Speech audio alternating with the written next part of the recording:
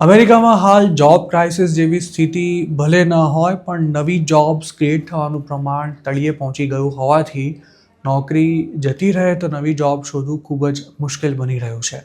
2025માં થયેલા માસ ફાયરિંગમાં જોબ ગુમાવનારા ઘણા ઇન્ડિયન્સ હાલની તારીખે પણ ઘેર બેઠા છે કે પછી પોતાનું ફિલ્ડ છોડી સામાન્ય જોબ્સ કરવાની તેમને ફરજ પડી રહી છે. જોકે હવે ઈરાન વોરને લીધે આ સ્થિતિ વધુ ગંભીર બને તેવી શક્યતા છે. યુએસમાં હવે ગેસની નેશનલ એવરેજ પ્રાઇસ $4 સુધી પહોંચવાની તૈયારીમાં છે અને ઇકોનોમીમાં અનિશ્ચિતતા વધી રહી હોવાથી લેબર માર્કેટ તેનાથી સીધું પ્રભાવિત થવાની પૂરી શક્યતા જોવાઈ રહી છે. એક્સપર્ટ્સનું માનીએ તો જો ક્રૂડનો ભાવ $100 કરતાં વધારે રહ્યો તો અમેરિકા માટે પણ તે ગેમ ચેન્જર સાબિત થઈ શકે છે. તેનાથી ઇકોનોમી પર ખૂબ જ ગંભીર અસર થશે અને ફરી માસ ફાયરિંગનો નવો દોર પણ શરૂ થઈ શકે છે. ઈરાન વોર જ્યાં સુધી પૂરું નહીં થાય અને તેનાથી થનારા સંભવિત નુકસાનનું ચિત્ર સ્પષ્ટ નહીં થાય ત્યાં સુધી યુએસમાં લો હાયર અને લો ફાયર જેવી સ્થિતિ યથાવત રહેશે. કન્સલ્ટિંગ ફર્મ EY પેટર્નર્સના ચીફ ઇકોનોમિસ્ટ ગ્રેગરી ડેકોનું આ અંગે એવું માનવું છે કે અનિશ્ચિતતા હાયરિંગના પ્લાન્સને પણ ડિલે કરી રહી છે. CNN સાથે વાત કરતાં તેમણે કહ્યું હતું કે 2025ની સરખામણીએ ચાલુ વર્ષમાં નવી જોબ્સ સર્જાવાનું પ્રમાણ ઘણું ઓછું રહેશે, જેના કારણે 2026ના અંત સુધીમાં અનએમ્પ્લોયમેન્ટ રેટ પણ વધીને 4.7% જેટલો થઈ શકે છે.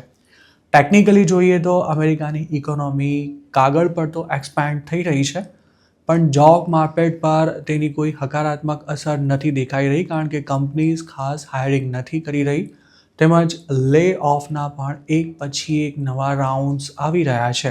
હાલની સ્થિતિમાં મંદી આવવાના ચાન્સ 40% જેટલા હોવાથી અમેરિકાના એમ્પ્લોયર્સ પોતાના ખર્ચા પર સખ્ત નિયંત્રણો મૂકીને બેઠા છે.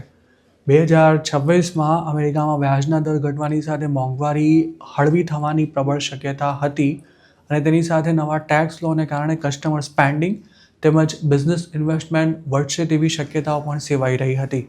જોકે વોરને કારણે આ બધા પર પાણી ફરી વળ્યું છે.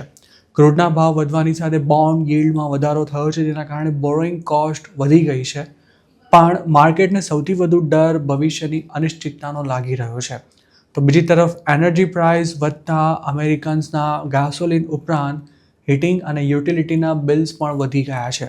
એક અંદાજ અનુસાર 2026માં દરેક હાઉસહોલ્ડની વાર્ષિક એનર્જી કોસ્ટ $1,350 જેટલી વધી જશે. OECDએ પણ ગત ગુરુવારે જણાવ્યું હતું કે યુએસમાં ચાલુ વર્ષમાં જ ઇન્ફ્લેશન 4.2% જેટલું થઈ શકે છે જેના કારણે ફેડ રિઝર્વ માટે વ્યાજના દર ઘટાડવું ઘણું જ મુશ્કેલ બની જશે. અમેરિકાની જીડીપીમાં કન્ઝ્યુમર સ્પેન્ડિંગનું પ્રમાણ 70% જેટલું થાય છે.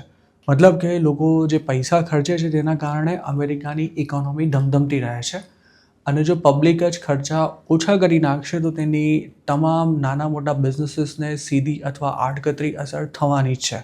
તેનું એક સરળ ઉદાહરણ જ જોઈએ તો ક્રૂડના ભાવ વધતા અમેરિકામાં હવાઈ મુસાફરી મોંઘી થઈ ગઈ છે જેના કારણે સમર વેકેશનમાં ફરવા જનારા લોકોની સંખ્યામાં ઘટાડો થવાની શક્યતા છે અને જો આમ થશે તો હોટેલ અને મોટેલવાળાનો બિઝનેસ સીધો પ્રભાવિત થશે. ચાલુ અઠવાડિયામાં જ મંથલી જોબ રિપોર્ટ પણ આવવાનો છે જે અમેરિકાની ઇકોનોમી હાલ કઈ હાલતમાંથી પસાર થઈ રહી છે તેનો ખૂબ જ મહત્ત્વનો અંદાજ આપશે.